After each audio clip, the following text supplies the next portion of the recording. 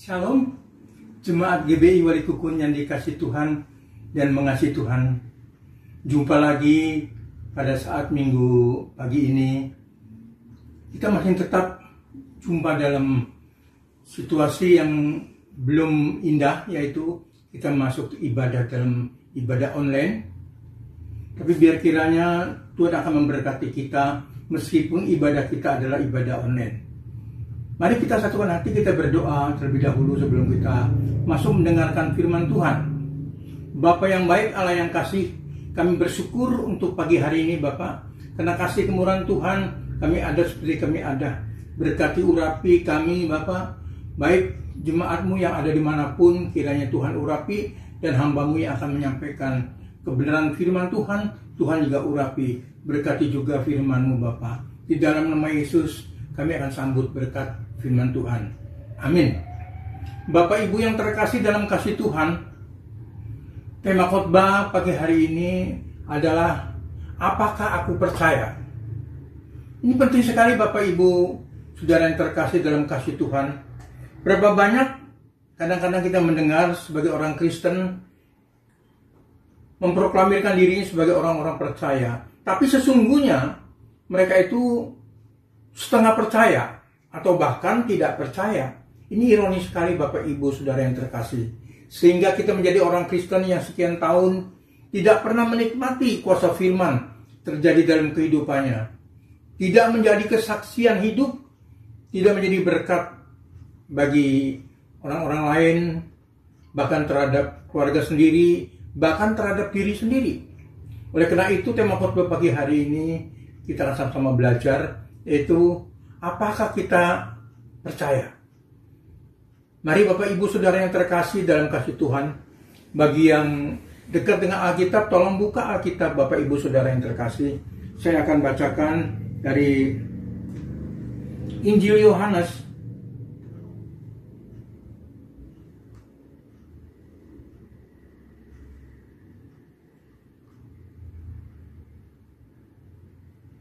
pasal yang ketiga ayat yang ke-16. Yohanes pasal 3 ayat yang ke-16.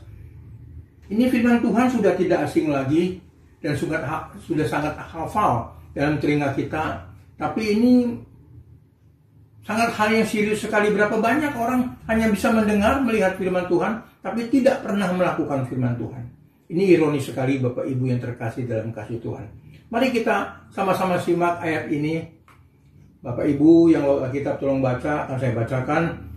Karena begitu besar kasih Allah akan dunia ini, sehingga ia telah mengaruniakan anaknya yang tunggal, supaya setiap orang yang percaya kepadanya tidak binasa, melainkan beroleh hidup yang kekal. Amin. Alkitab mencatat, berbahagialah Bapak Ibu Saudara dan saya yang bisa mendengar firman Tuhan, terlebih yang merenungkan dan melakukan firman Tuhan. Ayat ini singkat jelas. Karena begitu besar kasih Allah akan saudara dan saya, atau akan dunia ini, sehingga ia Allah yang bertakhta di kerajaan surga, Allah pencipta langit bumi berserta isinya, mengaruniakan anaknya yang tunggal, yang bernama Yesus, lahir di Nazaret, dan dia adalah juru selamat. Dikatakan di sini, supaya setiap orang yang percaya kepadanya tidak binasa, melainkan beroleh hidup yang kekal. Karena upah dosa adalah maut. Setelah manusia pertama jatuh dalam dosa di Taman Eden, dia diusir keluar, dan potensi dosa meracuni setiap anak keturunannya. Jadi setiap korporat dari Adam itu sudah mempunyai benih dosa. Sehingga dosa menguasai dunia, dan akhirnya Allah begitu mengasihi manusia ciptaannya, dia mengutus para nabinya untuk menyelamatkan, tetapi tidak berhasil. Akhirnya Allah sendiri menyuruh putranya yang tunggal, Yesus Kristus namanya, turun ke dunia untuk menyelamatkan Bapak, Ibu, Saudara, dan saya. Ini penting sekali kita camkan baik-baik, dan kita koreksi. Apakah betul kita ini adalah kumpulan orang-orang percaya? Dan surat Yohanes ini ditulis kira-kira pada tahun 80 dan 95 Masehi. Ini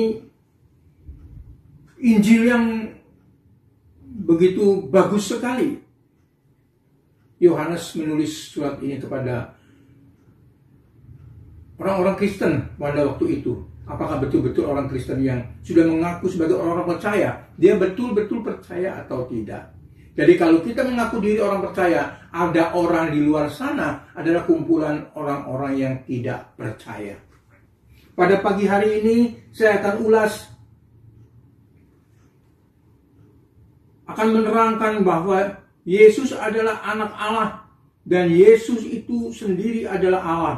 Karenanya Allah yang bisa menyelamatkan kita dan mengajak kita menjadi orang-orang Kristen yang sungguh-sungguh. Ciri-ciri orang Kristen yang tidak percaya, kita lihat yang pertama di dalam Markus pasal 7 ayat 6 sampai ke 7. Mereka itu memiliki cara hidup yang tidak dapat dipercaya.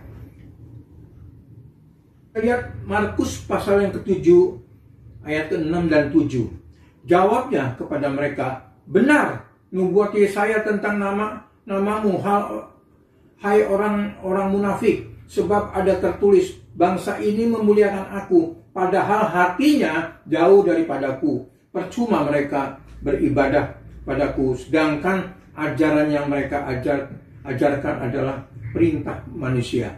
Nah, inilah orang-orang munafik, orang-orang yang senantiasa ditulis oleh Alkitab.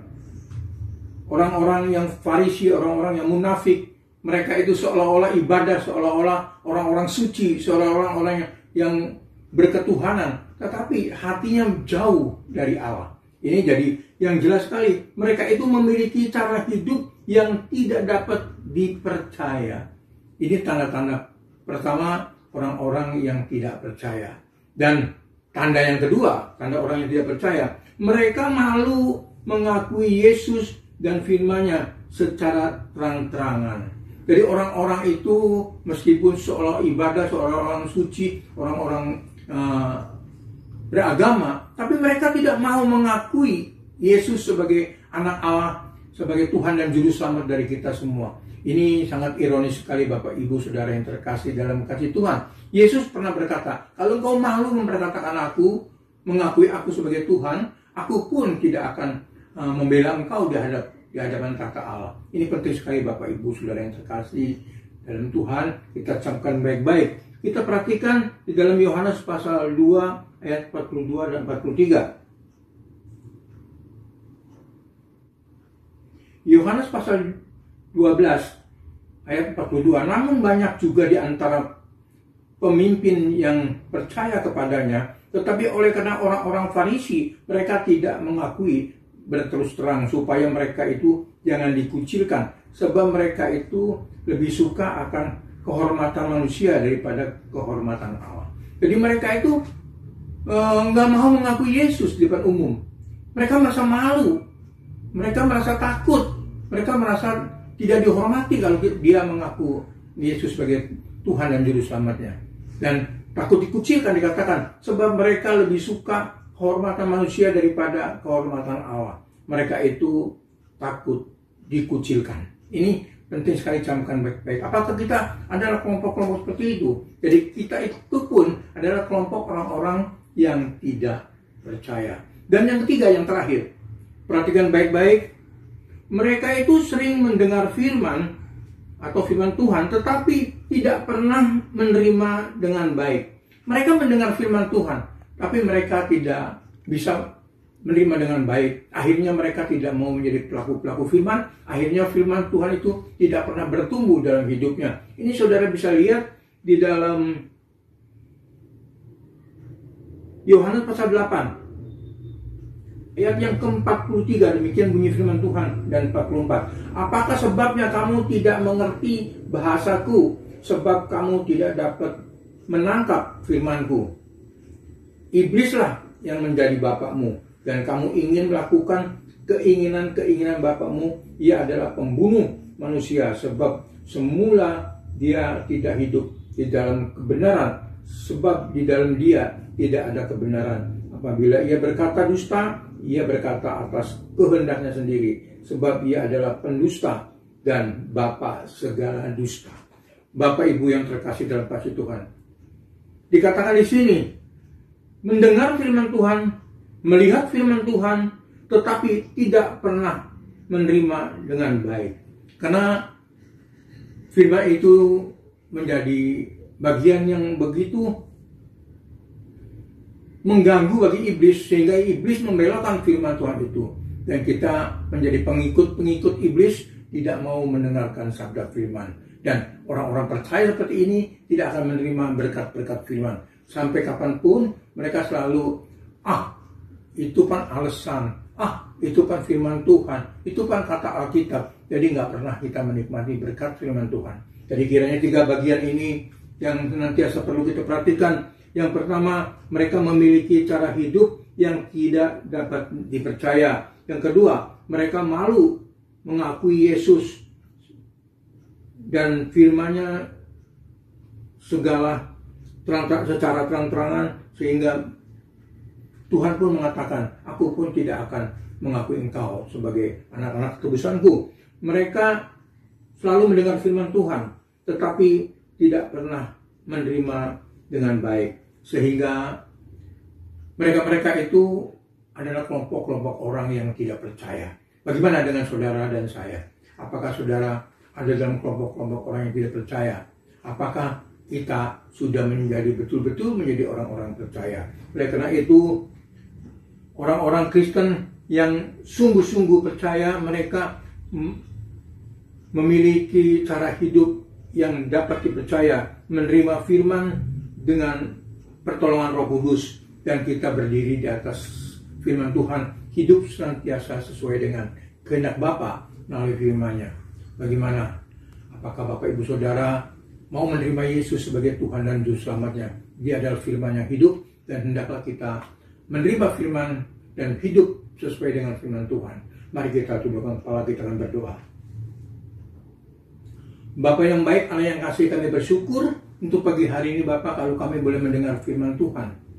Bukan kebetulan Bapak, firman Tuhan pagi hari ini untuk mengkoreksi setiap kami, apakah kita betul-betul orang percaya.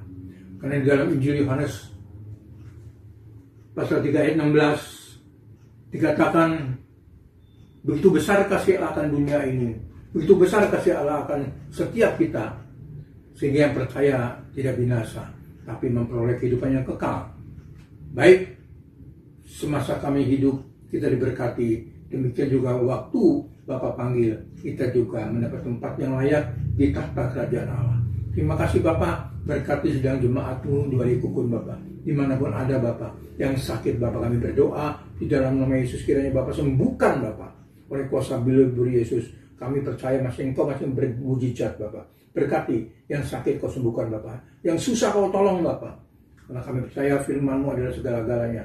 Karena Allah yang kita sembah adalah Allah yang pencipta langit bumi beserta isinya, Allah yang kaya raya. Berkati Bapak, yang susah Kau hibur, yang dosa, mereka yang berdosa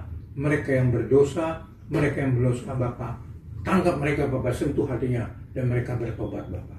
Berkati. Terima kasih Bapak di surga. Terima kasih untuk minggu pagi ini Bapak. Di dalam nama Yesus kami sudah berdoa dan bersyukur senantiasa. Amin.